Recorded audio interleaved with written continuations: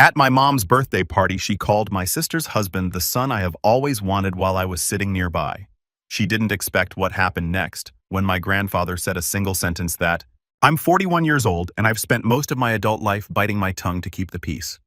I thought that if I stayed quiet long enough, they'd eventually notice me or at least notice my kid. But I was wrong, and the moment I finally stopped playing along was the moment everything started unraveling. Growing up, my sister Claire was the sun, and the rest of us were expected to orbit around her. She was 2 years younger than me, but it always felt like she was born in a spotlight.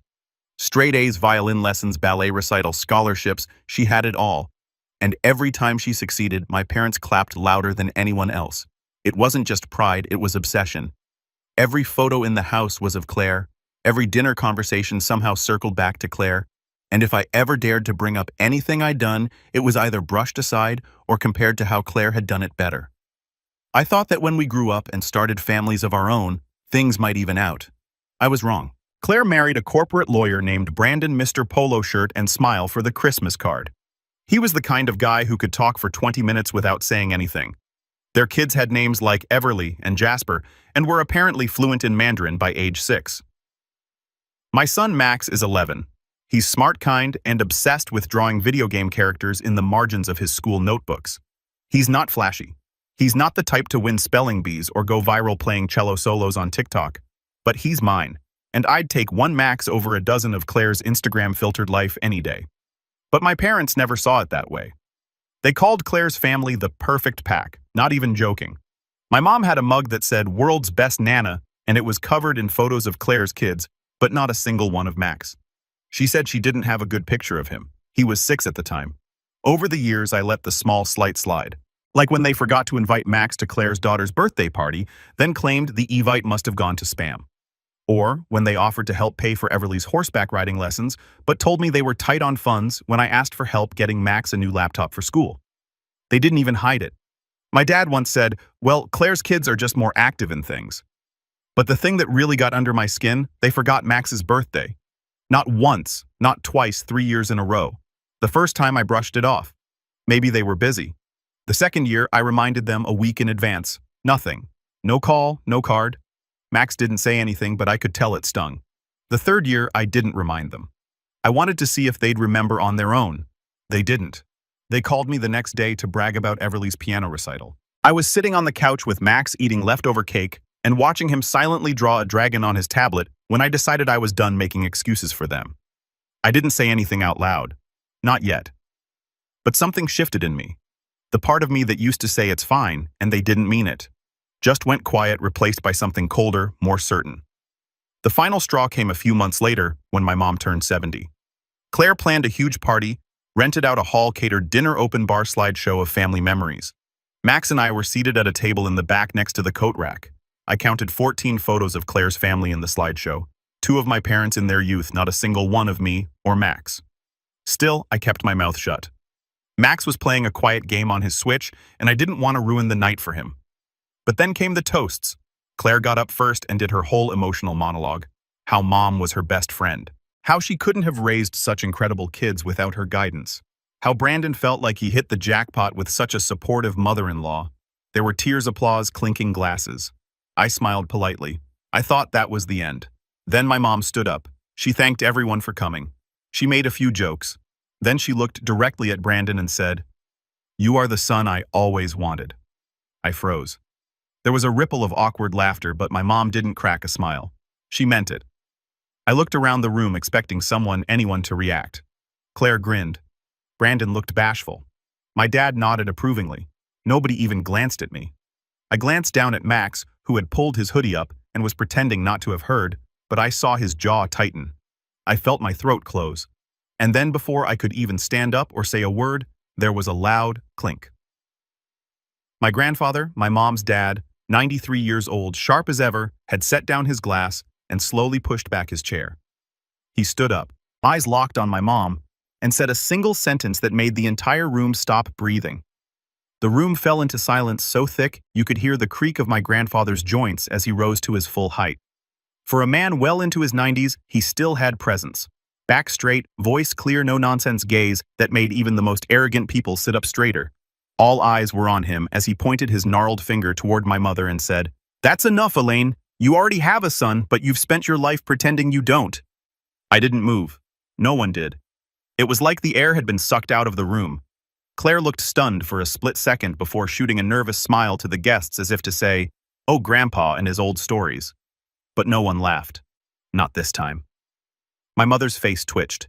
Part confusion, part offense, like she couldn't decide whether to defend herself or act like it was all a joke. Grandpa didn't sit back down. "I've watched you for 40 years, he said. 40 years of brushing aside your firstborn because he wasn't shiny enough. 40 years of parading Claire around like a trophy and acting like Nick with some stranger's kid. You want to call Brandon your son, fine. But don't pretend that doesn't come at a cost." That boy, he pointed directly at Max, who had now lowered his hood and was staring with wide eyes. "He's your grandson, and if you can't remember his birthday, then you don't deserve to be called his grandmother." My mother opened her mouth to speak, but Grandpa cut her off with a slight wave of his hand as if the matter was settled. And in a way it was. He sat down. No applause, no gasps, just the awkward scraping of silverware. And a few people coughing into their napkins. I could feel Claire burning holes into my skull from across the room. Brandon just sipped his wine like nothing had happened. And my mom, she looked older in that moment than she ever had. Her hands shook slightly as she picked up her glass and toasted to family with forced cheer, her voice an octave too high. No one raised their glasses. After that night, everything cracked. For a few weeks, it was quiet. I didn't hear from my parents. No calls, no texts. Max asked if Grandma was mad at us. And I told him the truth. "Maybe, but it's not your fault." He nodded and went back to drawing his usual scene, a cartoon knight with spiky hair fighting a dragon twice his size. He titled it, "Knight versus the Big Bernie Lie." The holidays came. Claire hosted as always. I wasn't invited. My parents went, of course. I saw the photos on Facebook, everyone in matching plaid pajamas, Brandon holding a glass of wine like he was royalty, Everly playing violin in front of a giant tree, my mom beaming with her arms around Jasper and Claire. Max and I spent Christmas watching old movies and baking cookies that burned on the bottom. I offered to take him sledding, but he shook his head and said he didn't want to go outside. "Let's just stay here. I like it when it's just us." He didn't say it outright, but I knew he was hiding from the disappointment. In early January, I got a call from Claire. I stared at the screen for a long time before answering. I didn't want to talk to her, not after everything, but something told me to pick up. "Hey, Nick," she said in that voice she uses when she's pretending to be warm. "I just wanted to give you a heads up. Mom's thinking of revising the will. She's been upset since the party. She said she's not sure she wants to include Max anymore." I didn't respond right away. I was too stunned. The will, we never even discussed it. I didn't care about money, but the idea that she'd go so far as to remove my son just because my grandfather called her out. She said she's reconsidering everything. Claire continued lowering her voice as if she were doing me a favor. Brandon and I tried to talk her down, but you know how she is. I wanted to scream. Claire was pretending to be neutral, like she wasn't gleefully watching me get iced out, like she hadn't spent decades letting Mom do the exact same thing without ever once standing up for me. "I don't care about the will," I finally said. "Tell Mom she can leave everything to you. I hope it keeps you warm at night." There was a pause.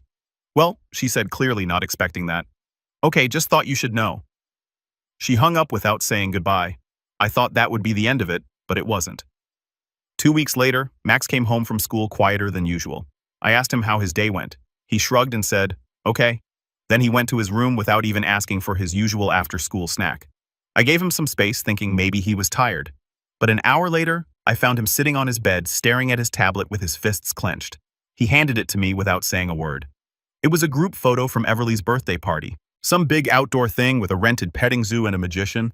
Max's classmates were there. A couple of his teachers, Claire, my parents, Brandon, wearing a ridiculous top hat like he was the host of some children's TV show. Max wasn't in the photo because he hadn't been invited. That's what broke me. Not the photo, not the exclusion, not even the fact that my parents had attended and never mentioned it. It was the look on Max's face, like he wasn't surprised anymore, just quietly resigned. "Did you want to go?" I asked softly. He didn't answer, just gave me the smallest shrug, like even answering that would be a waste of effort. That night, I lay awake for hours staring at the ceiling. My mind raced with every slight, every insult, every time I'd swallowed my pride for the sake of keeping the family peace. And for what? To be treated like a footnote, To watch my son grow up thinking he didn't matter. I made a decision. No more playing nice. No more second chances.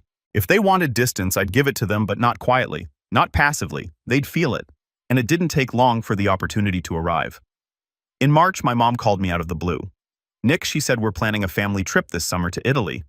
We're thinking Tuscany, maybe Florence. Brandon has a contact who can get us a villa. It'll be a full family thing. Your sister really wants everyone there." I stared at the wall, trying to figure out if this was a joke. She continued, "We like Max to come. Claire says Jasper misses him." I laughed. I couldn't help it. A sharp, bitter laugh that caught her off guard. Oh, now Jasper misses him. After they forgot his birthday and left him out of Everly's party, there was a beat of silence. Well, that wasn't intentional. Claire didn't think Max would be comfortable because he wasn't even invited. My mom sighed, and suddenly I could hear the defensiveness creeping back in. "Don't make this a thing, Nick. We're trying to include you now. Don't be difficult." That was when I realized what this was. Not an apology, not an olive branch. They needed a full family photo for the villa trip, something to post online, something to prove we were all still one big happy family. And Max and I were accessories, props, not people. "I'll think about it," I said coldly. "Let me know the dates." I hung up. That was the moment the idea started to form. A plan. Not revenge. Not exactly, but something deeper. Something that would make them see. Something they wouldn't be able to ignore. And I knew exactly how to start. But first I had to call my grandfather because he remembered birthdays. And he remembered the truth. And he remembered what my mother would rather forget. I didn't tell Max everything. Not yet. He was too young to carry the weight of all this. And I didn't want him growing up bitter just because the people who were supposed to love him most couldn't see what they had. But I did tell him we wouldn't be seeing Grandma and Grandpa for a while. He didn't ask why. He just nodded and went back to drawing a picture of a robot knight shielding a small boy from a dragon made of fire and piano keys. I didn't need to ask what it meant. After that call with my mom, I stopped answering. Emails, texts, voicemails, they piled up, and I let them. I muted the family group chat. I ignored Claire's passive-aggressive just checking in messages.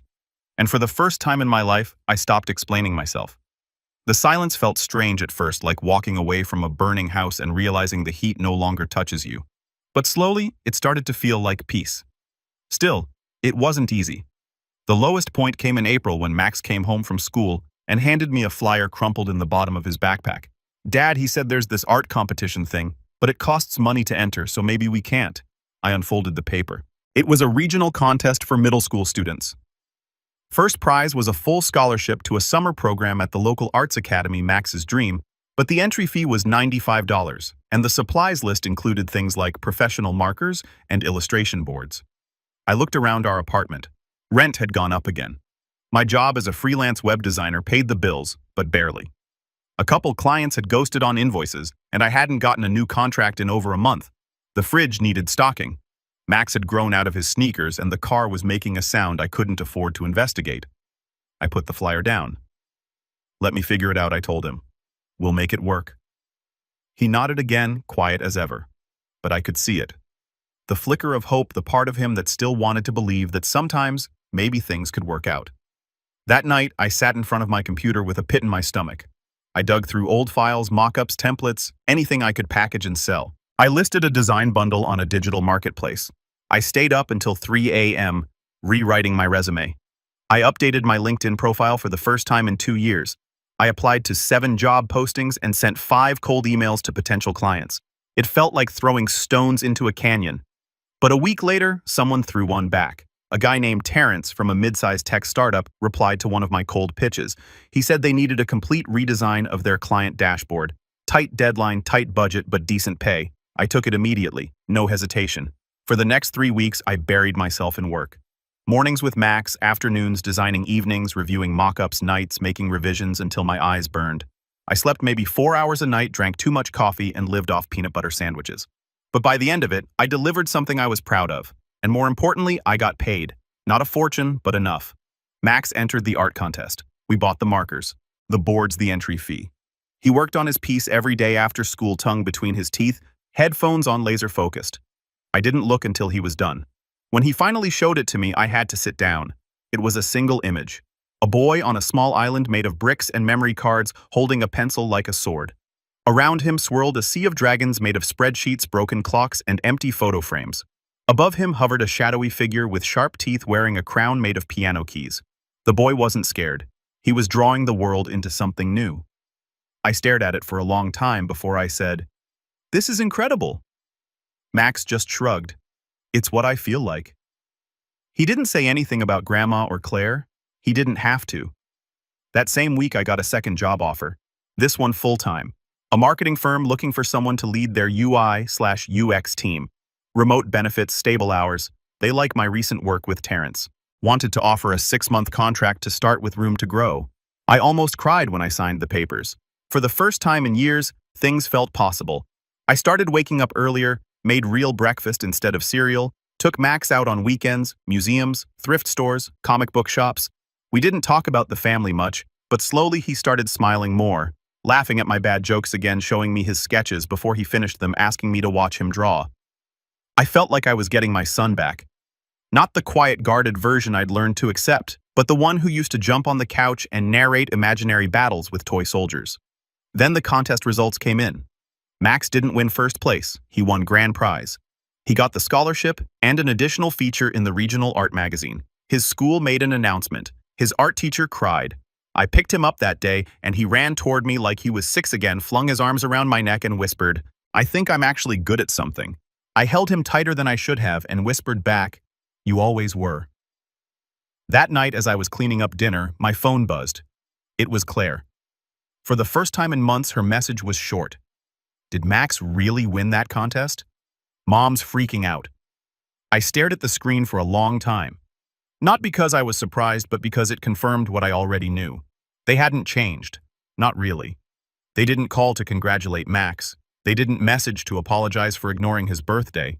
They reached out because someone else had praised him, because his success suddenly reflected on them. I didn't reply. Instead, I called my grandfather. He answered on the second ring.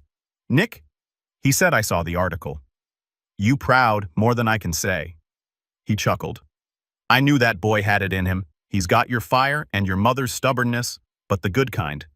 We talked for an hour about art, about family, about memory and grief and legacy. He told me something I'll never forget.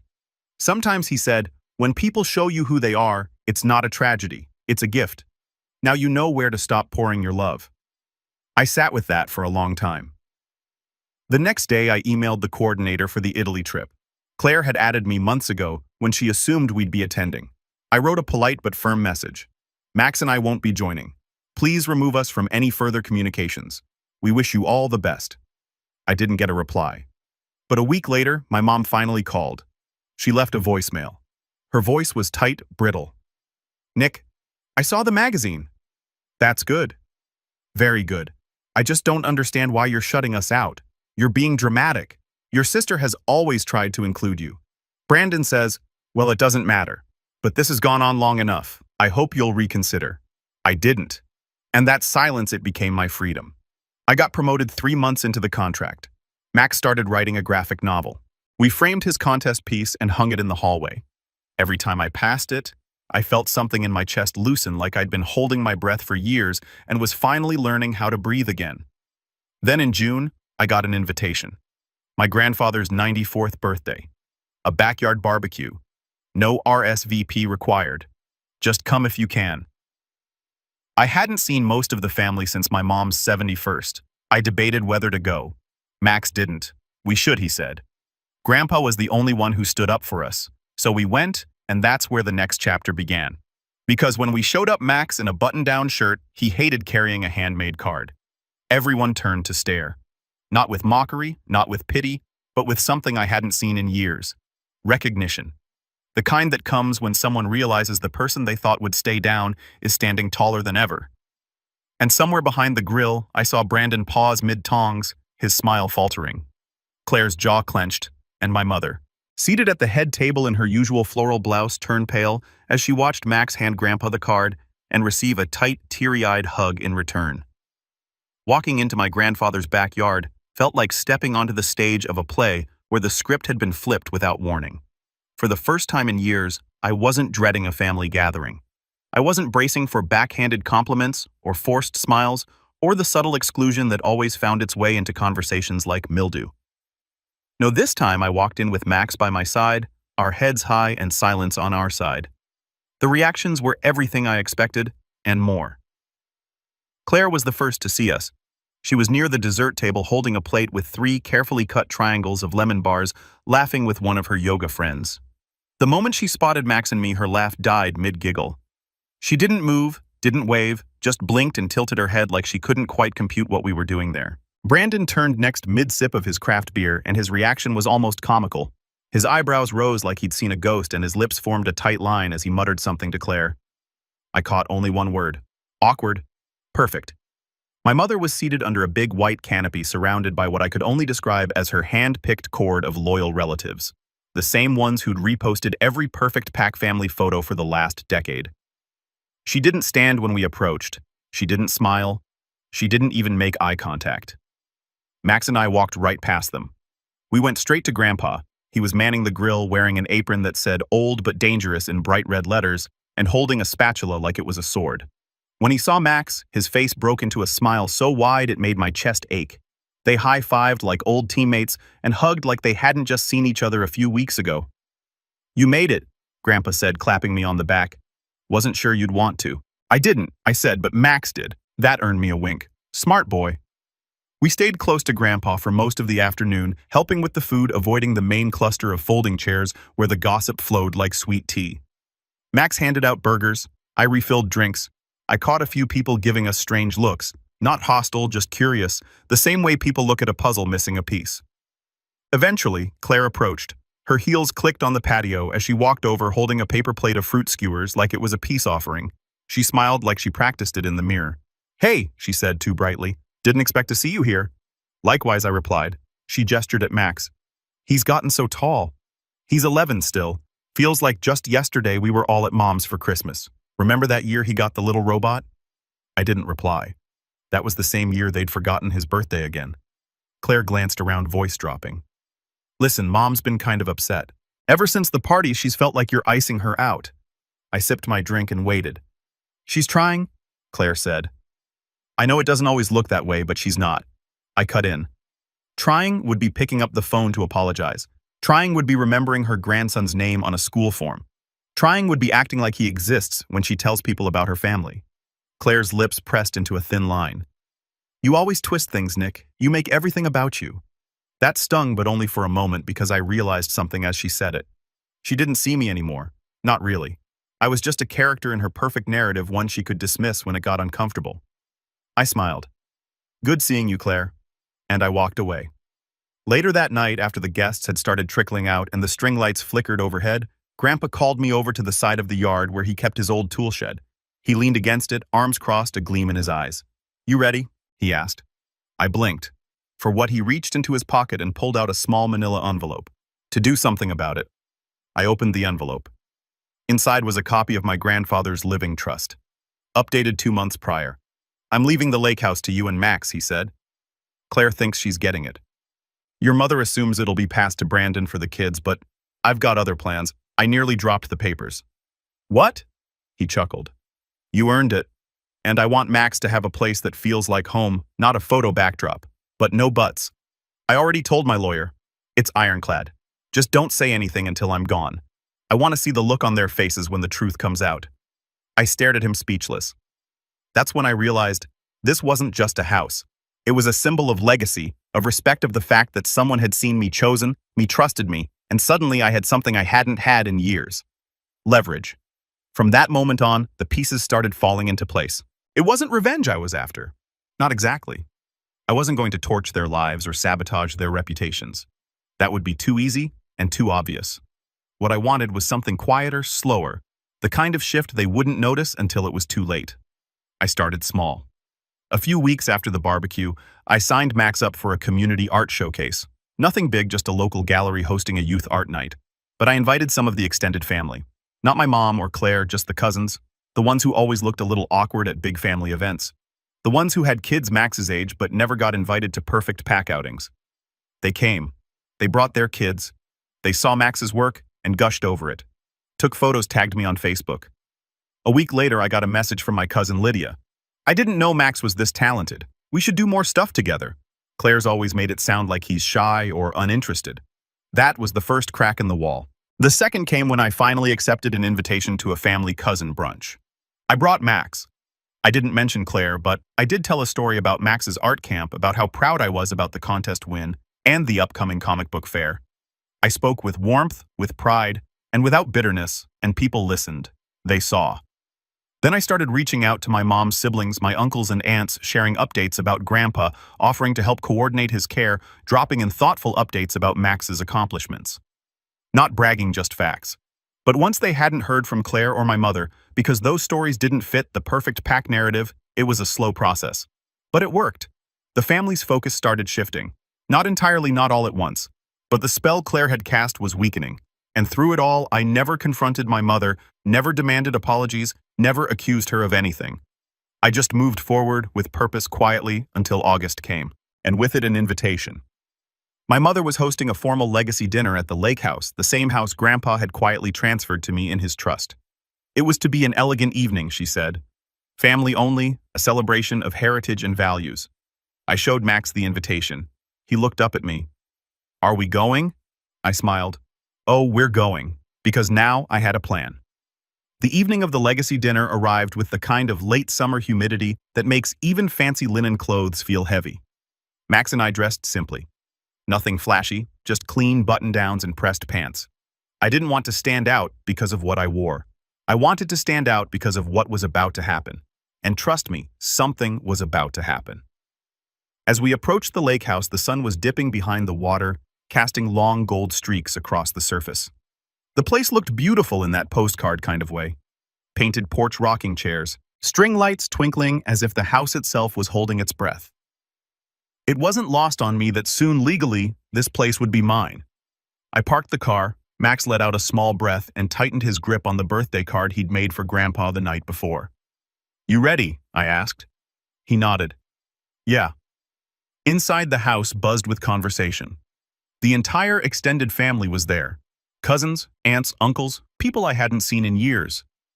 Claire and Brandon were in the middle of the room greeting relatives like they were royalty. My mother was stationed near the fireplace wearing a deep navy dress and clutching a glass of wine like a queen prepared to issue decrees. When she saw me, her expression flickered between surprise and irritation. Well, she said, you actually showed. We were invited, I said. Her lips twitched. Of course, family is family, isn't it? I didn't answer. I didn't need to. We all took our seats around an enormous dining table, the kind you only bring out when you want to impress people. Brandon sat next to my mother, flashing his practiced smile. Claire took her seat across from me, chin tilted upward as if waiting to be admired. Max sat beside me, quietly fidgeting with his napkin. When the servers, yes, actual servers, brought out the first course, my mother stood to make her speech. She tapped her glass with the back of a spoon. Before we begin, I want to thank everyone for being here tonight.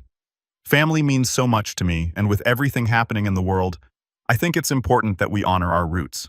I could see where this was going. She'd done this at a dozen gatherings. A grand monologue about legacy tradition values, and always ending with a sentimental ode to Claire and her perfect family. My mother continued, this home has stood for generations. It's a symbol of what our family has built. And tonight I want to acknowledge the people who will continue that legacy. I felt Max shift beside me. He knew something was wrong. He could sense the tension the same way animals sense storms. My mother smiled, lifting her glass toward Claire and Brandon. These two have been such a source of pride for me. The way they raise their children, the way they bring us all together. A few polite claps, and one day when this home is passed on, I know it will be in the best possible hands. That did it. My grandfather, seated at the far end of the table, lowered his fork slowly. Deliberately, he cleared his throat. Actually, he said, voice calm but firm. That's not true. Every head swiveled toward him. Even the servers froze. My mother blinked. Dad, what are you talking about? Grandpa dabbed at the corners of his mouth with his napkin. The home isn't going to Claire, or Brandon, or their children. Claire laughed nervously. Grandpa, what do you mean? Mom already said I know what she said. Grandpa interrupted.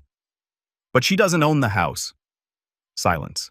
I watched as realization crept across their faces like a slow-moving shadow.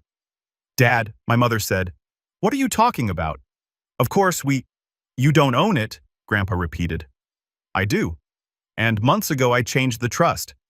That's when he looked at me. Not subtly, not vaguely directly. I've chosen Nick and Max as the inheritors. The words hit the room like a dropped chandelier. There was no applause, no shock of joy, just the sound of Claire's fork clattering to her plate and my mother's glass tightening in her hand. Brandon was the first to speak. That's ridiculous, he said, trying to keep his voice steady. This house has always been intended for Claire. We've made plans. We've discussed renovations. Grandpa shrugged. You should have checked the paperwork. My mother stood up so fast her chair scraped the floor. Dad, this is absurd. Nick doesn't even come here anymore. He's barely involved in family events. That's because you pushed him out, Grandpa snapped. And I'm done watching it happen. My mother's face went red. We didn't push him out, he isolated himself. I felt something inside me go very still. For years I'd wanted to defend myself, wanted to yell, cry, argue, demand better. But now I didn't need to. Grandpa was doing it for me. No, he said. You ignored him. You belittled him. You forgot your own grandson's birthday.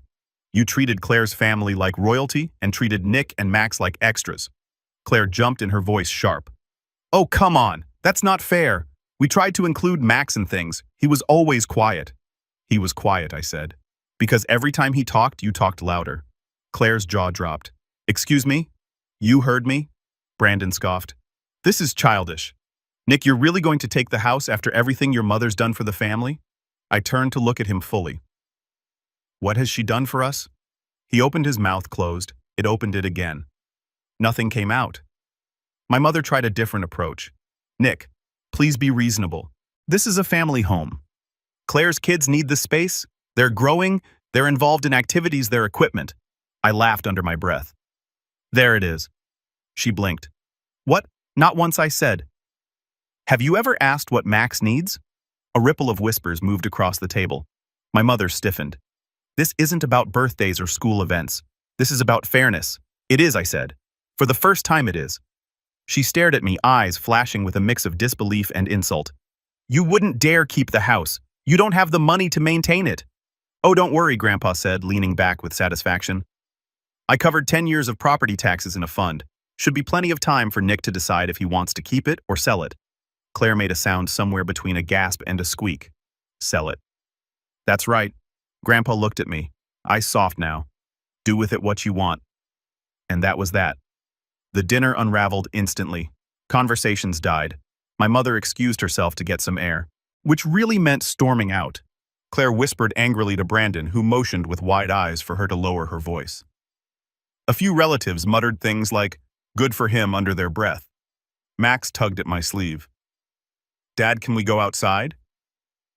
We slipped out onto the back porch. The air was cooler now, the moon pushing silver light across the lake. Max leaned against me. Does this mean we have a house? I rested my hand on his shoulder.